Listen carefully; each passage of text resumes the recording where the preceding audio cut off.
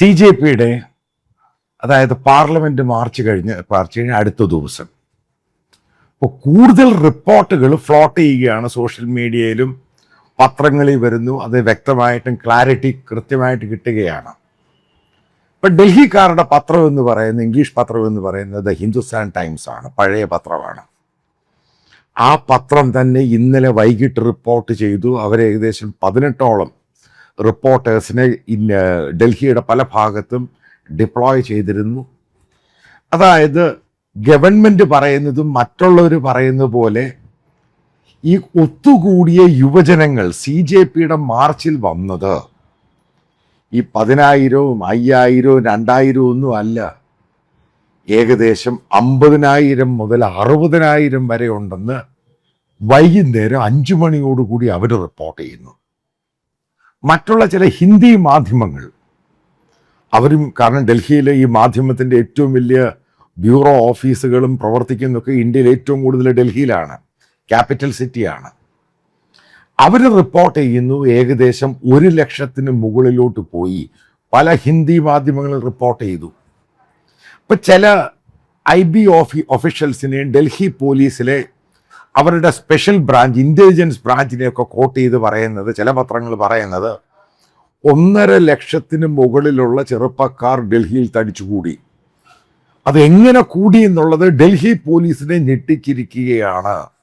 ഇത് മറ്റു പല പത്രങ്ങൾ റിപ്പോർട്ട് ചെയ്യുന്നു. അപ്പം ഒരു കാര്യം വ്യക്തമാണ്, മോദി സർക്കാരും അമിത്ഷായും ഡൽഹി പോലീസും കേന്ദ്ര ഏജൻസികൾ, പാരാമിലിറ്ററി ഫോഴ്സസ് ഏകദേശം 3,500 മുതൽ 4,000 പേര് ന്യൂഡൽഹിക്കകത്ത് ഡിപ്ലോയ് ചെയ്തിരിക്കുകയാണ്. ബാരിക്കേഡുകൾ, അത് ഇത് മുഴുവനും ബ്ലോക്ക് ചെയ്തു. ഒരു ചോദ്യം അവശേഷിക്കുന്നു, എങ്ങനെയാണ് ഇത്രയും പേര് ഡൽഹിയിലെത്തിയത്? ഇൻട്രസ്റ്റിംഗ് ആണ്.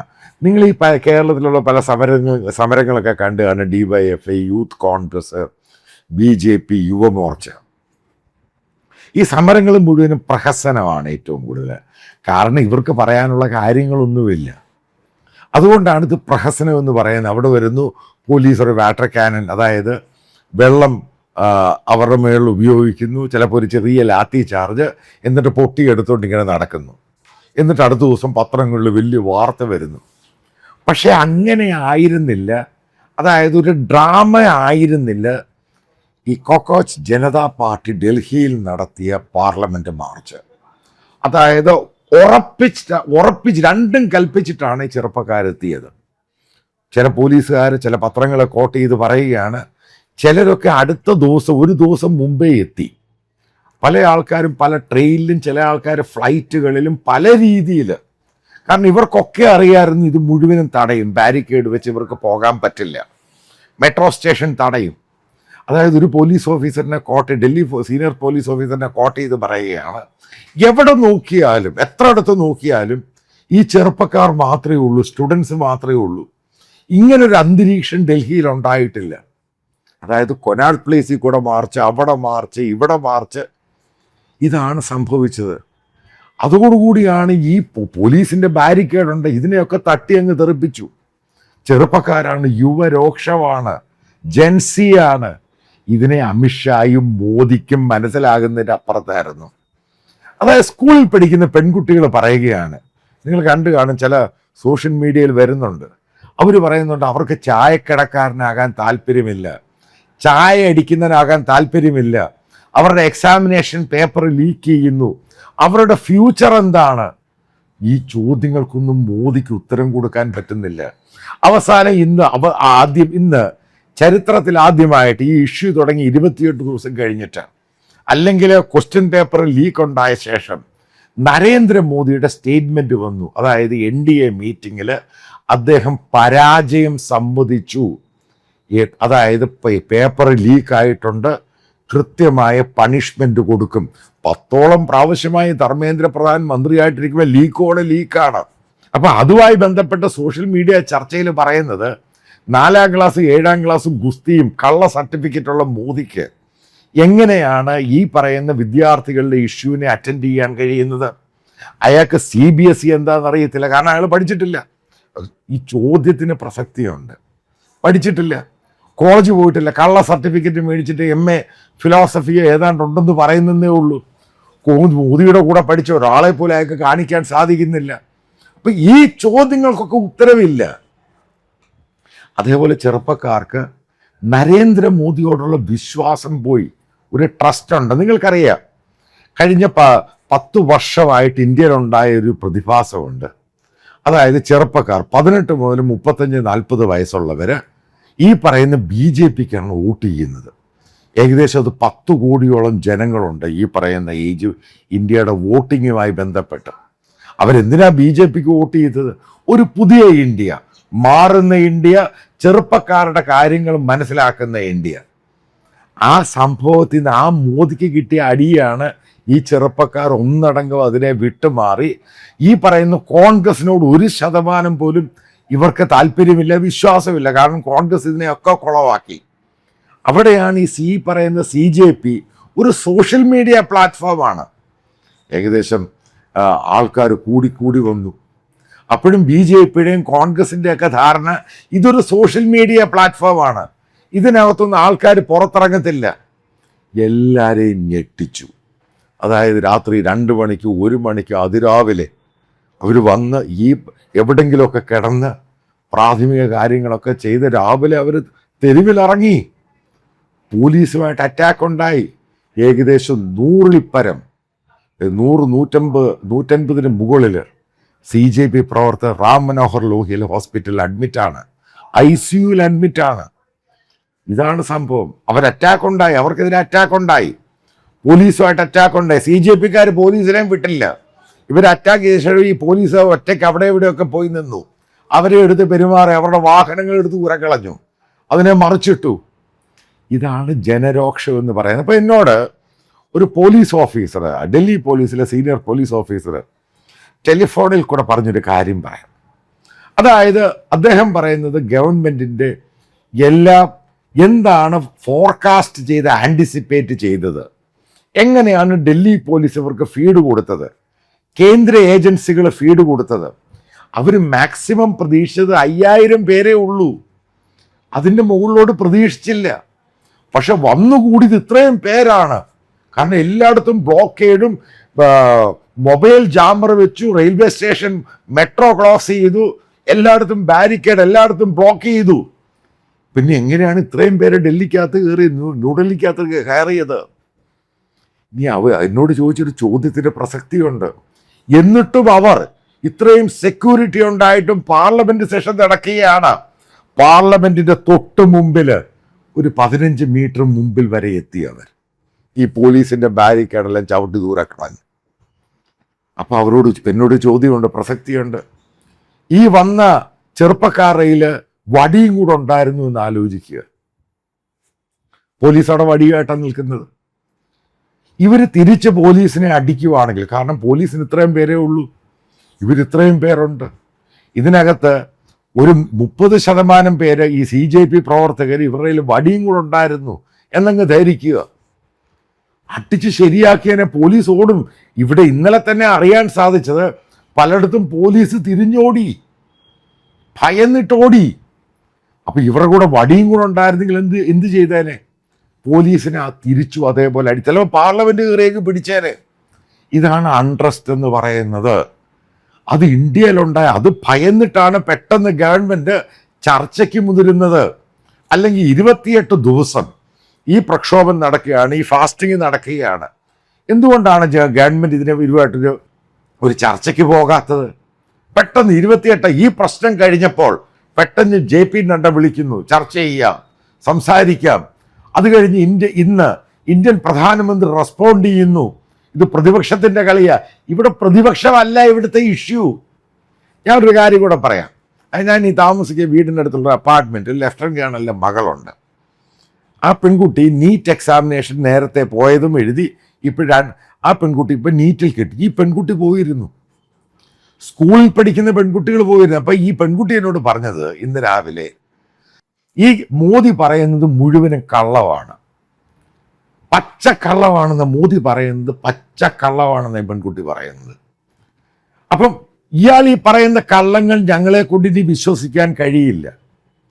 ആ പെൺകുട്ടി ചോദിച്ചൊരു ചോദ്യമുണ്ട്, എന്താണ് അവളുടെ ഫ്യൂച്ചർ? അതായത് ഇപ്പം 4 വർഷം MBBS കഴിയുമ്പോൾ എന്താണ് അടുത്ത ഫ്യൂച്ചർ? അതായത് ഇന്ത്യയിൽ ജോലിയില്ലാതാവുകയാണ്, ഇന്ത്യയുടെ എക്കോണമി മോശമാവുകയാണ്, മുഴുവനും കള്ളമാണ് പറയുന്നത്. ഒരു സെർവിങ് ലെഫ്റ്റനന്റ് കേണലിൻ്റെ മകളാണ് പറയുന്നത്. ഈ പറയുന്നത് മുഴുവനും കള്ളമാണ്. ഇതാണ് ഇന്നത്തെ പുതിയ ജനറേഷൻ. ഞാൻ ഈ പറയുന്നത് ഈ 10 കോടി 15 കോടിയോളം വരുന്ന ജനറേഷൻ മോദിയോടുള്ള വിശ്വാസം കഴിഞ്ഞ 3 വർഷമായിട്ട് 2 വർഷമായിട്ട് പ്രത്യേകിച്ച് ഓപ്പറേഷൻ സിന്ദൂറിന് ശേഷം ഈ കള്ളങ്ങൾ മാത്രം പറയുന്നു. ആ വിശ്വാസം അങ്ങ് പോയി. ഇതാണ് അതിൻ്റെ കാരണം. ഇനി ഞാൻ അറിയാൻ സാധിച്ച പല BJP നേതാക്കൾക്കും പല RSSകാർക്കും, അതായത് കീ ആയിട്ട് നിൽക്കുന്ന പല ആൾക്കാർക്കും മോദിയുടെ ഈ പോക്കിനോട് ഇഷ്ടമല്ല. കാരണം ഇന്ത്യയുടെ ഈ പോക്ക് ജനാധിപത്യത്തെ വെല്ലുവിളിക്കുന്നു. എന്തുകൊണ്ട് പ്രക്ഷോഭം നടത്തുന്നു? അവർക്ക് എന്തുകൊണ്ട് സ്പേസ് കൊടുക്കുന്നില്ല? ജനാധിപത്യത്തിൽ ഏറ്റവും പ്രാധാന്യമാണ് പ്രതിപക്ഷ ബഹുമാനം. അതായത് മറ്റുള്ളവർ പറയുന്നത് കേൾക്കുക. ഇവിടെ സ്തുതിപാഠകരെ കൊണ്ട് മാത്രമാണ് മോദി പോകുന്നത്. മോദിക്ക് ജനാധിപത്യത്തെ പറ്റി ഒരു കുന്തവും അറിയത്തില്ല, ഇന്ത്യൻ ഭരണഘടനയെ പറ്റി ഒരു കുന്തവും അറിയത്തില്ല. എപ്പോഴും യൂസ് ചെയ്യുന്ന മോദിയും BJPയും പ്രത്യേകിച്ച് ഹിന്ദുത്വം മാത്രമേ ഉള്ളൂ. കാരണം എല്ലാത്തിനെയും അടിച്ചമർത്താൻ ഹിന്ദുത്വം എന്നൊരു സാധനമുണ്ട്. അപ്പം ഞാൻ പല വീഡിയോയിലും പറഞ്ഞിട്ടുണ്ട്, അത് തീരാറായി. കാരണം അതിന് അവസാനമായി. എല്ലാത്തിനും ഒരു അവസാനമുണ്ട്. അതോടുകൂടി അയോധ്യ ഇഷ്യൂയോടുകൂടിയാണ് ഈ ഹിന്ദുത്വ എന്ന് പറയുന്ന സാധനം, BJPയുടെ മോദിയുടെ ആ പ്രതിബിംബം ഇതങ്ങ് പൊളിയുന്നത്. നിങ്ങൾ പല ക്ലിപ്പുകൾ കൊണ്ട് കണ്ടു നോക്കണം എന്താണ് ഇന്ത്യയിൽ സംഭവിച്ചത് ഇന്നലെ. അതായത് ഡൽഹിയുടെ ചരിത്രത്തിൽ ആദ്യമായിട്ട് ഇത്രയും നിയന്ത്രണം ഉണ്ടായിട്ടും, അതായത് ഇവിടെ കർഷക മാർച്ച് നടന്നിട്ടുണ്ട്, വലിയ രീതിയിൽ പബ്ലിസിറ്റി, ഗ്ലോബൽ പബ്ലിസിറ്റി ഒക്കെ കൊടുത്തിട്ട് അവർക്ക് പോലും അച്ചീവ് ചെയ്യാൻ കഴിയാത്ത കാര്യമാണ്, ഇന്ത്യയിലെ ഒരു പൊളിറ്റിക്കൽ പാർട്ടിക്കും അച്ചീവ് ചെയ്യാൻ കഴിയാത്തതാണ് ഇന്നലെ CJP ഇവിടെ അച്ചീവ് ചെയ്തത്. അത് ഭയങ്കര മൈൽ സ്റ്റോൺ ആണ് ഇന്നലത്തെ. ഇന്ത്യയുടെ രാഷ്ട്രീയ ചരിത്രം മാറ്റാൻ പോവുകയാണ്. അതുകൊണ്ട് തന്നെയാണ് ഞാൻ പറയുന്നത്, ഈ ഒരു ഇന്നലത്തെ അതായത് മാർച്ചോടുകൂടി ഒരു സംഭവം ഉണ്ടായി. മോദി തെറിക്കുമെന്നുള്ള കാര്യത്തിൽ ഉറപ്പായി. അല്ലെങ്കിൽ അടിയന്തരമായിട്ട് സംഭവങ്ങൾ ചെയ്തിരിക്കണം. എന്തൊക്കെ നരേറ്റീവ്സും കള്ളത്തരങ്ങൾ പറഞ്ഞു. അവർ കോൺഗ്രസിൻ്റെയാണ്, BJPയുടെയാണ്, RS, അതെന്തൊക്കെ പറഞ്ഞു, ഏതൊക്കെ രീതിയിൽ പറഞ്ഞു. ഈ സംഭവം എല്ലാം തള്ളി ദൂരെ കളഞ്ഞു. എങ്ങനെയാണ് സോണം വാങ്ചുക്ക് വലിയൊരു ഐക്കോണിക് ഫിഗർ ആവുന്നത്? അദ്ദേഹം ഒരു പ്രൊഫഷണൽ എഞ്ചിനീയറാണ്, സയൻറ്റിസ്റ്റാണ്. അദ്ദേഹം എല്ലാം കളഞ്ഞിട്ട് ഇന്ത്യക്ക് വേണ്ടി സേവിക്കാൻ വന്നിരിക്കുന്ന ഒരു മനുഷ്യനാണ്. അദ്ദേഹം ഫാസ്റ്റിംഗ് നടത്തുന്ന സമയത്ത് ഗവൺമെൻറ്റിന് പോസിറ്റീവായിട്ട് പ്രവർത്തിക്കണം.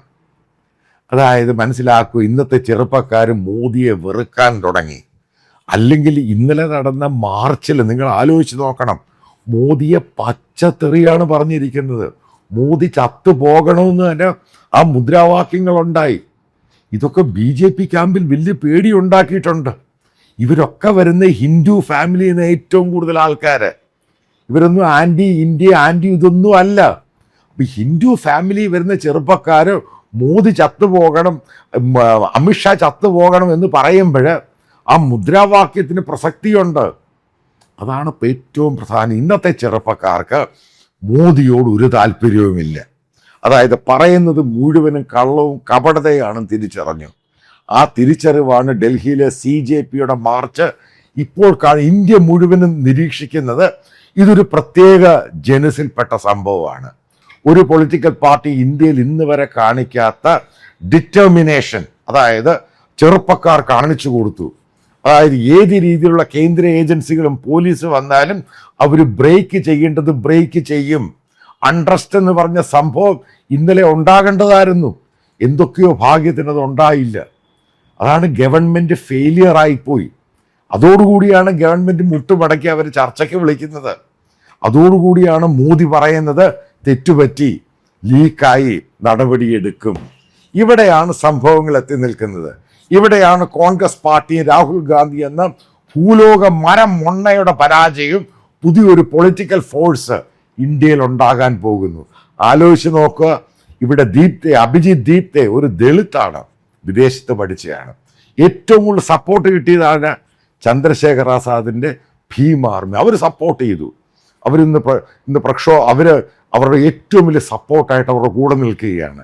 മനസ്സിലാക്കുക, ഇന്ത്യയിലെ ദളിത്തുകൾ സപ്പോർട്ട് ചെയ്യുന്നു, ഇന്ത്യയിലെ ഫോർവേഡ് കാസ്റ്റ് സപ്പോർട്ട് ചെയ്യുന്നു, ഇന്ത്യയിലെ മുസ്ലിങ്ങൾ സപ്പോർട്ട് ചെയ്യുന്നു, ഇന്ത്യയിലെ ക്രൈസ്തവർ സിഖുകാർ സപ്പോർട്ട് ചെയ്യുന്നു. അങ്ങനൊരു മൂവ്മെൻറ്റ് 2014 മുമ്പേ ഉണ്ടായിട്ടുള്ളൂ. 2014 ശേഷം എങ്ങനൊരു മൂവ്മെൻ്റ് ഉണ്ടാവുകയാണെങ്കിൽ അത് പാകിസ്ഥാനി അല്ലെ ചൈനീസ് മൂവ്മെൻ്റ് എന്നും പറഞ്ഞുള്ള നരേറ്റീവ്സും കള്ളത്തരവും ഇതിൻ്റെ മുകളിലും പ്രയോഗിക്കാൻ നോക്കി. അതെല്ലാം പരാജയപ്പെട്ടു. അതായത് കംപ്ലീറ്റ് ആയിട്ട് പോലീസിൻ്റെയും ഗവൺമെൻറ് ഓഫ് ഇന്ത്യയുടെയും പരാജയമാണ് ഇന്നലെ കണ്ടത്. ഇവിടെ ഉയർന്നു വരുന്നത് CJP എന്ന് പറഞ്ഞൊരു പൊളിറ്റിക്കൽ ഫോറമാണ്. അത് അതായത് ഇന്ത്യയുടെ ചെറുപ്പക്കാരുടെ ശബ്ദമായിട്ട് അത് മാറുകയാണ് എന്ന കാര്യത്തിലും സംശയമില്ല.